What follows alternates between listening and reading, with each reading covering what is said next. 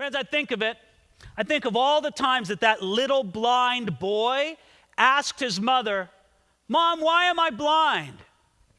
Why can the other kids see and I can't?"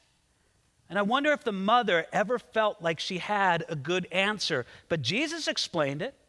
He says this, it's because God wants to work and to move even in this and through this. And Jesus pointed the question away from the why, and he put the question on the idea, what can God do in this?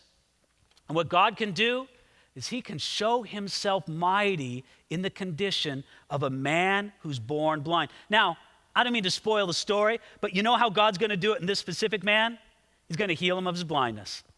In just a few verses down the way, this man is going to regain his sight. That was this man's specific case. But God may reveal his works in other lives in different ways. He may do it like this.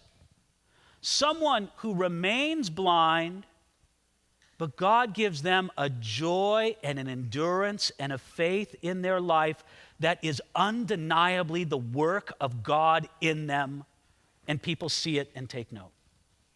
Are you going to say one's the work of God and one isn't? Have you ever heard of this dear woman, Joni Eareckson Tada?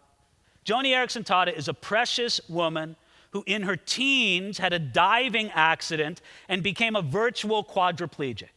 She has very little use of her arms, so that's about it. That's all she can do. And for decades, she has lived a life honoring to God and being used of him and loving him and glorifying him through the pain and through the difficulty of her physical condition. Now, is somebody going to say that God's works are not manifest in Joni Eareckson Tada?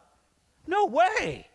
You look at her and her life and you go, God, you've done an amazing work there. God may do an amazing work in granting endurance and joy in the midst of the difficulty. He may grant an amazing work and show an amazing work by delivering the person from the affliction. But either way, God's interest is working in the affliction. And that's why Jesus says, I must work the works of him who sent me while it is day. God still works in this fallen world.